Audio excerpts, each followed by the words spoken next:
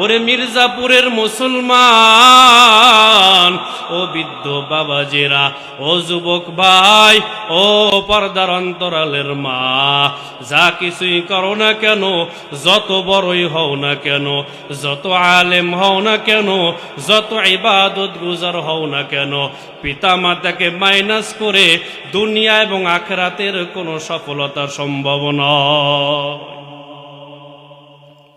রহমতে আলম নবী যখন বললেন, আপনি যদি আলকামাকে মাফ করে দেন, আলকামা জবান দ্বারা কালেমা পড়বে, আলকামার আগুন বন্ধ হয়ে যাবে, আলকামা ইমানের সাথে দুনিয়া থেকে বিদায় নিবে, আলকামা জান্নাতের মেহমান হয়ে যাবে। আলকামার মা অন্তরটা বিগলিত হয়ে গেছে, আলকামা কষ্ট পাক, এটা আলকামার মা চাই না। সঙ্গে সঙ্গে আলকামার মা মায়ার নবীকে সাক্ষী রেখে বলে, ও মায়ার নবী, আপনাকে সাক্ষ্য রেখে আমি বলছি, উপস্থিত সাহাবা একরামকে সাক্ষ্য রেখে বলছি, আমি আলকামার মা আলকামাকে মাফ করে দিলাম, আমি আলকামার মা আলকামার উপরে সন্তুষ্ট হয়ে গেলাম। আল্লাহু আকবার। এ জীবনে না করিলাম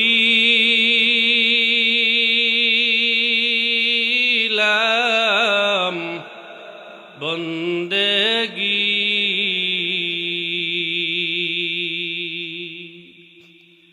গুনাহ করে কাটাইলাম জিন্দেগি, গুনাহ করে কাটাইলাম জিন্দেগি। জীবনে না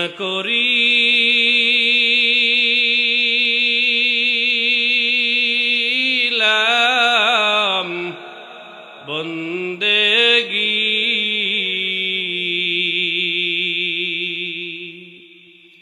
গুনাহ করে কাটাইলাম জিন্দেগি, গুনাহ করে কাটাইলাম জিন্দেগি। তওবা করে আবার তওবা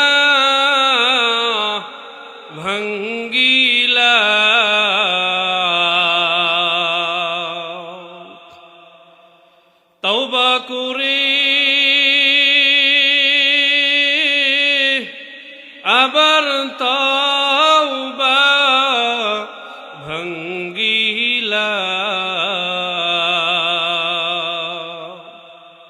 অবশেষে খাঁটি তওবা করিলাম, অবশেষে খাঁটি তওবা করিলাম। জীবনে না করিলাম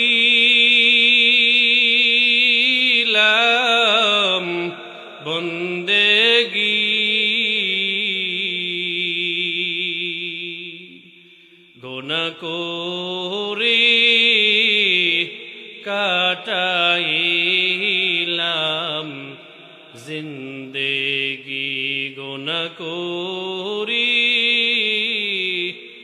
কাটাইলাম জিন্দেগি। লক্ষ কোটি হাদিস থেকে একটি হাদিস আপনাদেরকে শুনিয়েছি। রাসূল করিম সাল্লাল্লাহু আলাইহি সাল্লাম হাদিসের মধ্যে বলেন, 3 ব্যক্তির দোয়া কবুল, এর মধ্যে কোনো সন্দেহ নেই। আল্লাহু আকবার বলেন, আরো জোরে বলেন আল্লাহু আকবার।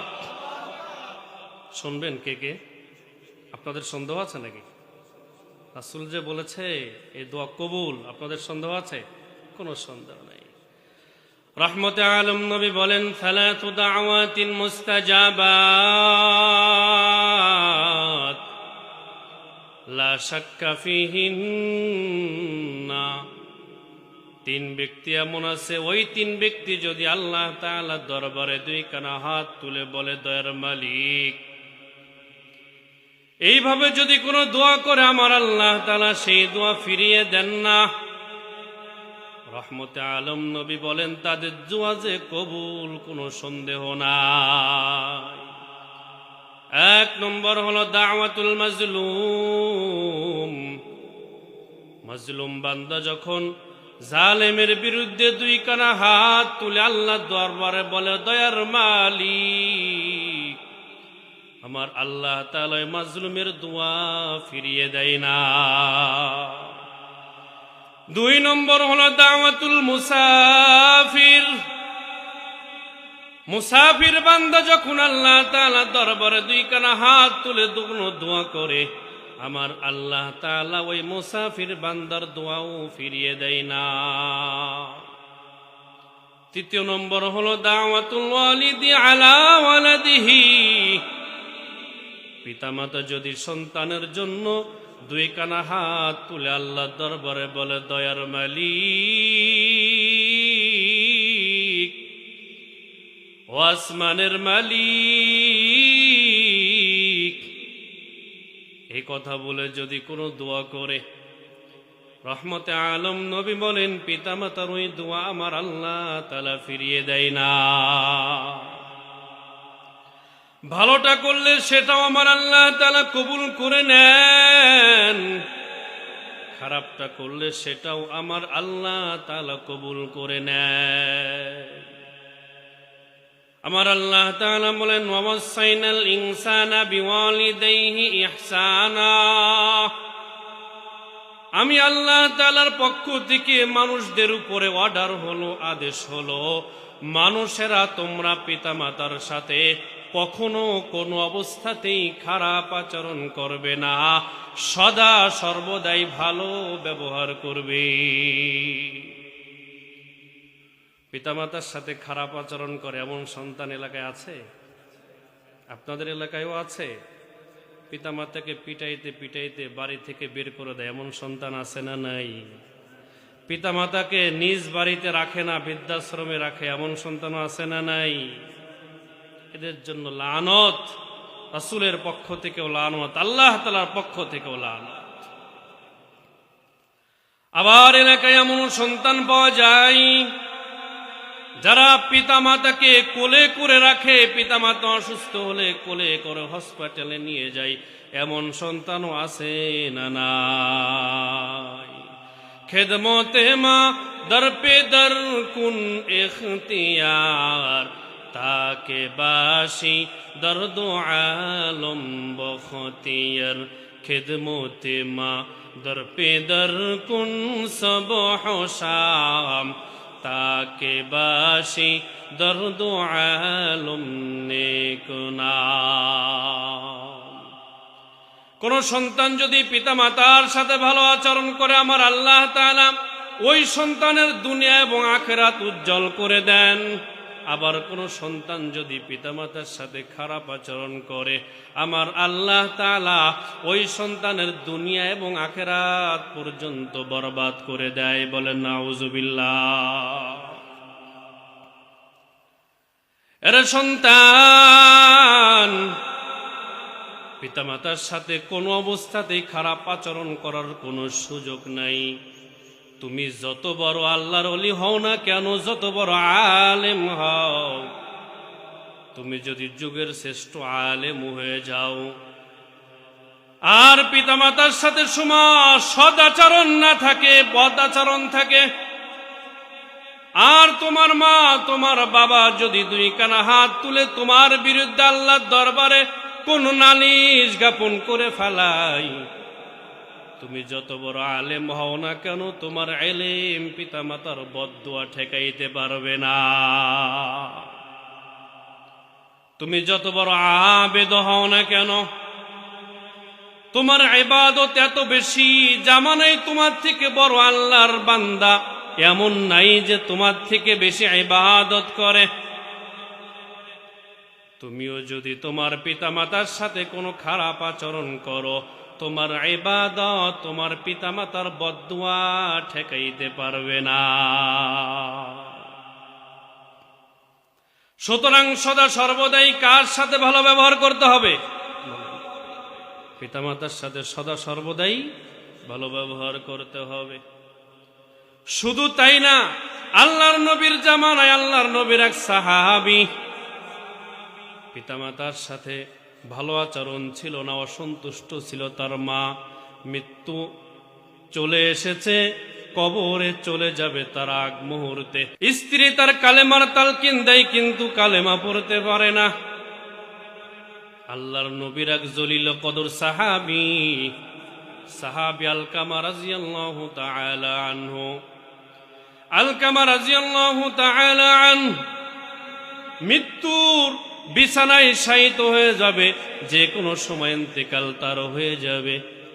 স্ত্রী তাকে বারবার বলে, স্বামী হে, তুমি আমার সাথে কালেমা পড়ো, লা ইলাহা ইল্লাল্লাহ। বলেন, লা ইলাহা ইল্লাল্লাহ, লা ইলাহা ইল্লাল্লাহ, লা ইলাহা।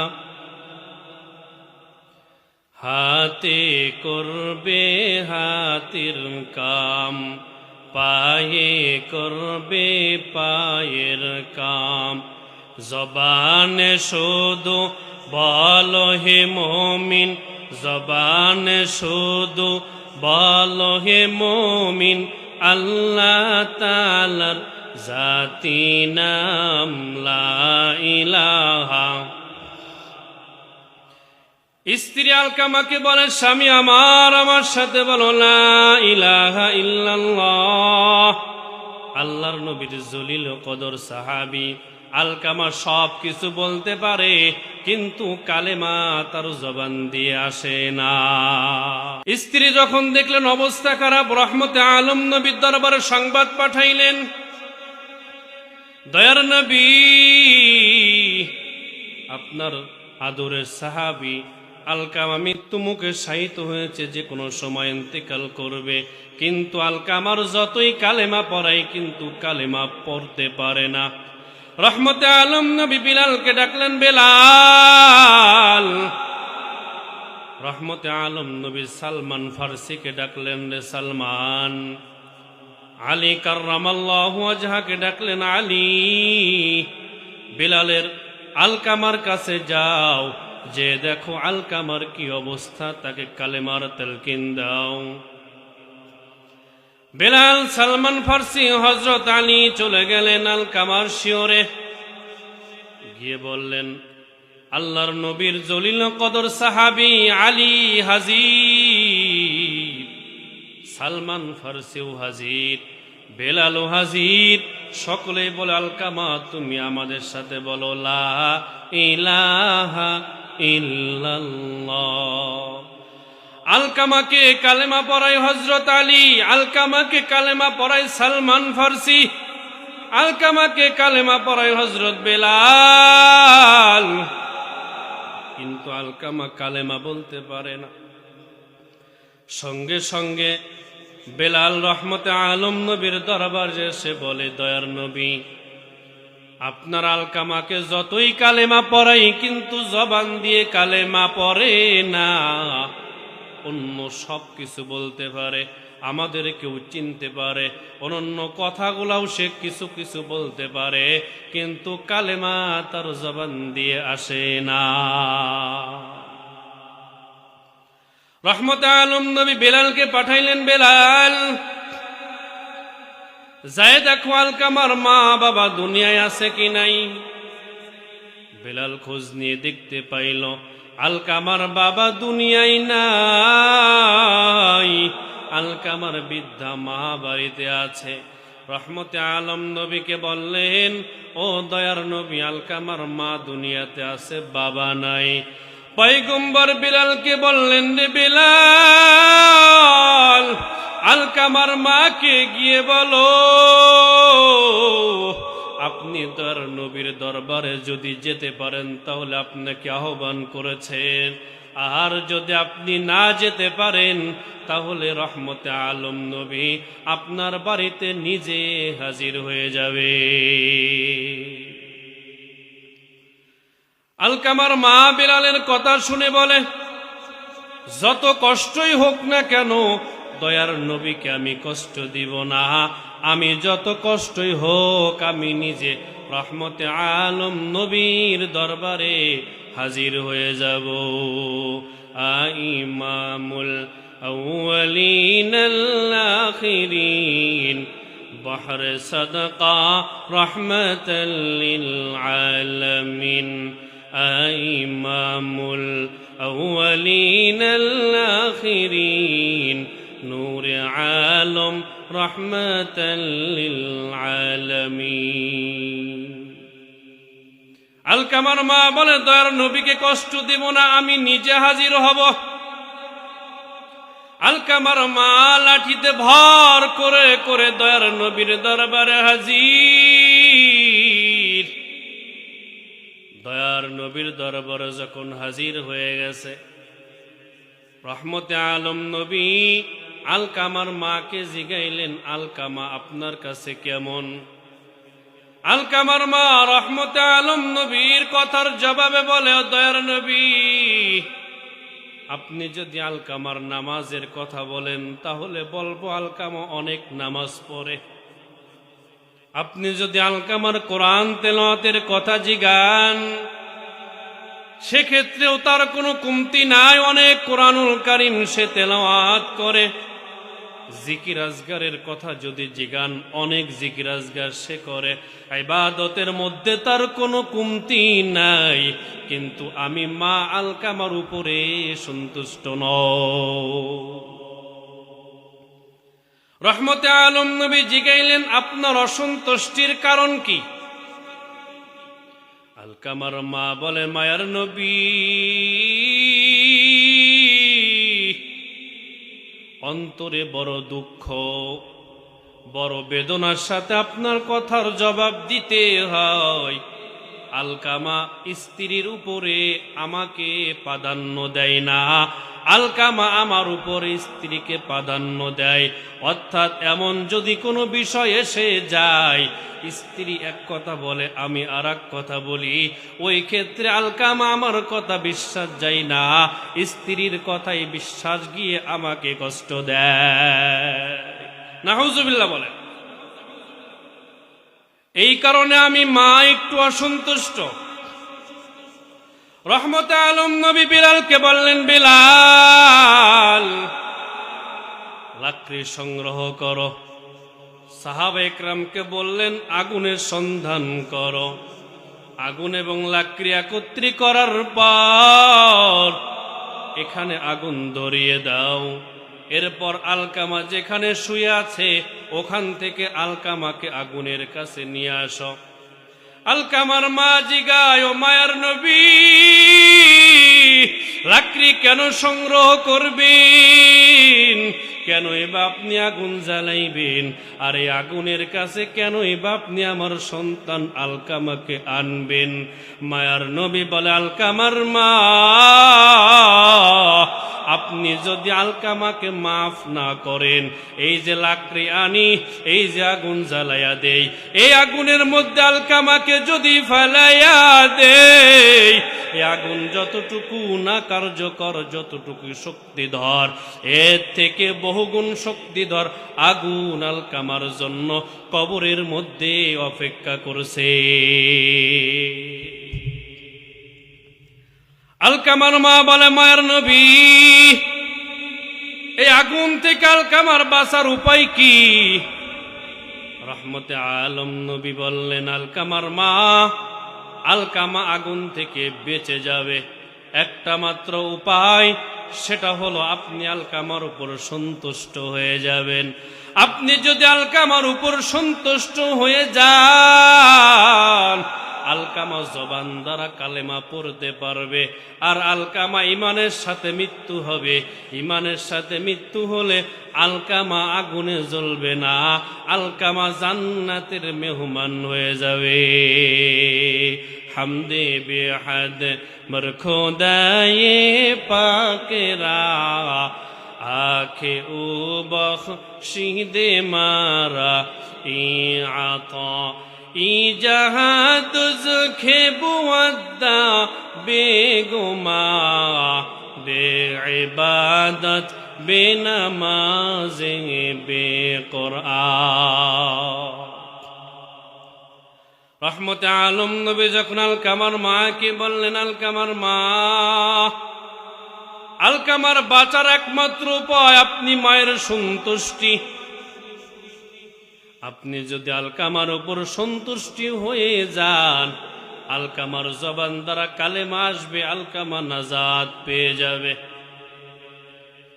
রহমতে আলম নবীর কথা শুনে আলকামার মায়ের অন্তরটা মায়া উদ্বেগ উঠে গেছে। আলকামা যে আলকামার মাকে কষ্ট দিয়েছে সে কথা আলকামার মা ভুলে গেছে। মায়েদের অন্তরটা বড় নরম, সন্তান হাজারো কষ্ট দিবে, এরপর যদি একবার ডাক দিয়ে বলে মা, মা কথাটা বলার সঙ্গে সঙ্গে ওই সন্তান সারাটা বছর ভরে কষ্ট দিয়েছে, কিন্তু মা ডাকটা শোনার সঙ্গে সঙ্গে মা তাকে মাফ করে দেয়।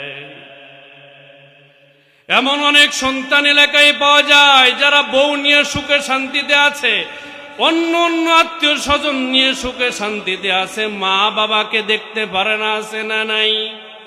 এমন অনেক সন্তান পাওয়া যায় যারা 5 ওয়াক্ত নামাজ পড়ে, হজ করে, রোজা করে, সবকিছু করে, কিন্তু পিতা মাতার সাথে সুসম্পর্ক রাখে না।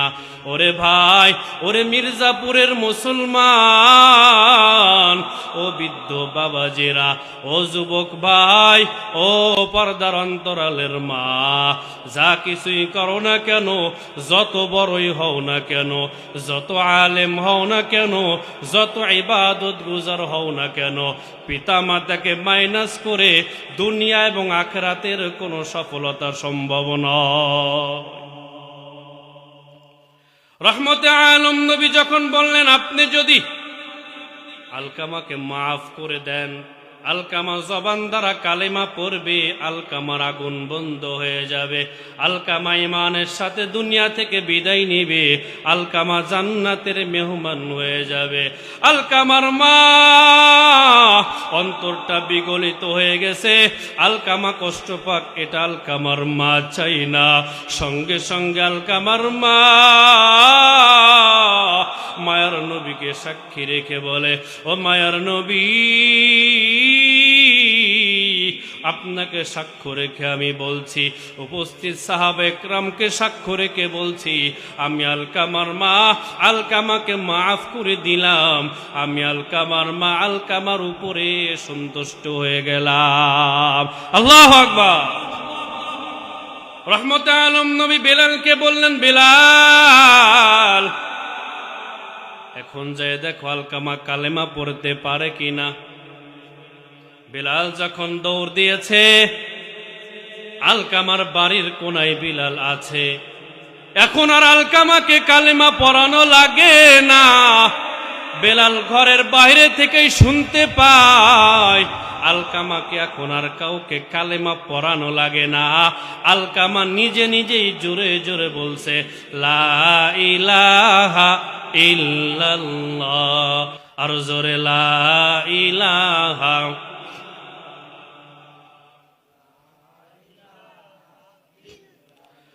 লা ইলাহা ইল্লাল্লাহ, লা ইলাহা ইল্লাল্লাহ।